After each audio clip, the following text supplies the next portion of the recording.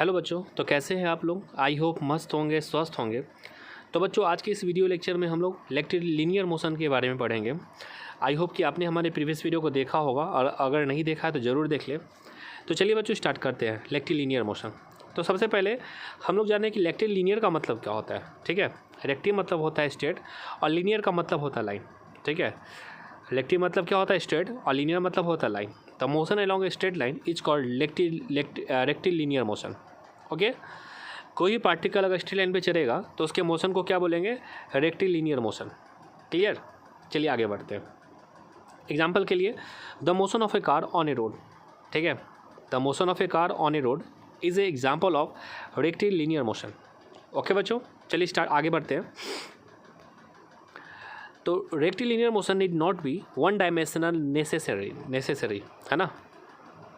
Example, rectilinear motion can be any straight line in any direction, but it is always possible that rectilinear motions be treated as one dimensional motion. Okay, मतलब rectilinear motion हमेशा one dimensional ही होगा।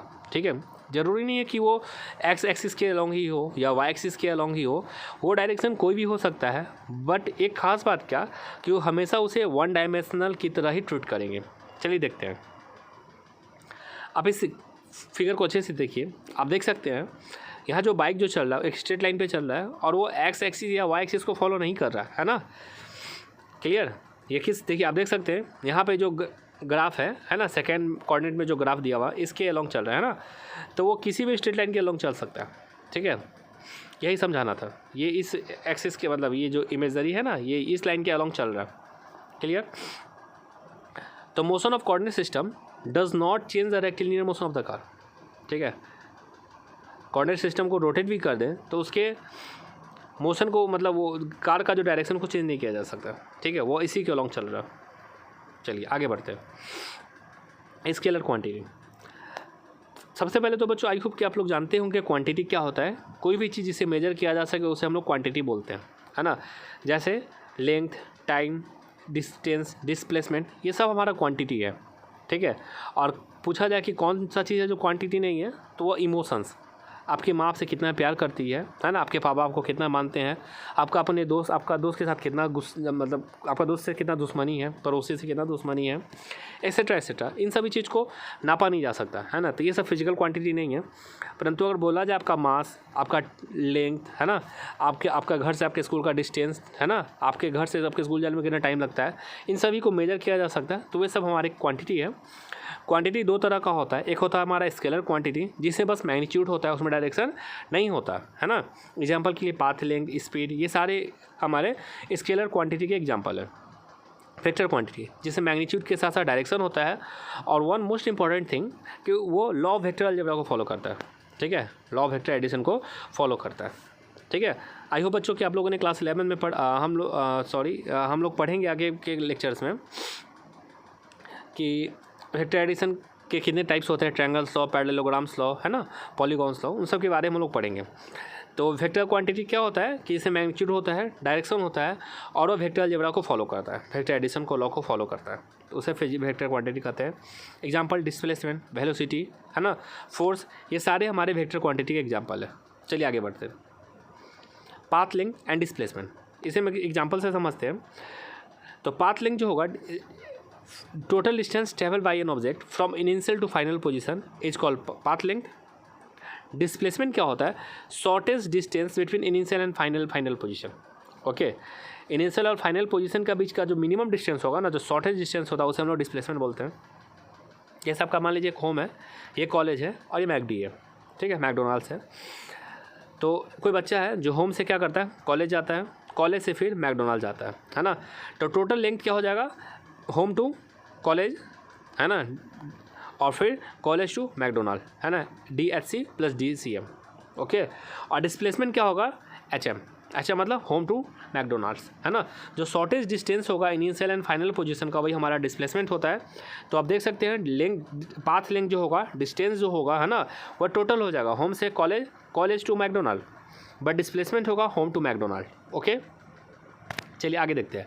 Path length and displacement कब equal होगा, जैसे आप initial कोई position है, अब मैकडोनाल्ड हमारा फाइनल पोजीशन है, घर से निकले है ना, मैकडोनाल्ड्स पे आके रुक गए, तो इस केस में हमारा क्या होगा, पाथ लेंथ भी DH होगा, मतलब HM होगा होम टू मैकडोनाल्ड, डिस्प्लेसमेंट भी हमारा HM होगा, है ना। तो इस केस में हम लोग बोल सकते हैं कि path length equal to displacement. और बच्चों याद रखिएगा, हमें पाथ लेंथ मतलब डिस्टेंस और डिस्प्लेसमेंट तभी बराबर होता है ना, जब ऑब्जेक्ट एक स्ट्रेट लाइन पे, है ना, और एक ही डायरेक्शन में ट्रैवल करता है तब, ठीक है। याद रखिएगा, डिस्टेंस और डिस्प्लेसमेंट तभी बराबर होगा जब पार्टिकल स्ट्रेट लाइन में ट्रैवल करे और एक ही डायरेक्शन में ट्रैवल करे, उसी केस में हमारा पाथ लेंथ और डिस्प्लेसमेंट दोनों सेम होगा, मतलब डिस्टेंस और डिस्प्लेसमेंट सेम होगा, ठीक है। चलिए आगे बढ़ते हैं। Path length not equal to 0 but displacement equal to 0, है ना। अब जैसे देखिए, कोई इनिशियल पोजीशन हमारा होम है और फाइनल पोजीशन मैकडी है, मैकडोनाल्ड्स, ठीक है। कोई बंदा है, कोई बच्चा है जो घर से मैकडोनाल्ड जाता है और मैकडोनाल्ड से फिर होम चला जाता है ना। तो पाथ का जो लंबाई होगा, है ना, वो DHM प्लस DMH हो जाएगा, मतलब home to McDonald and McDonald to home, total length, है ना।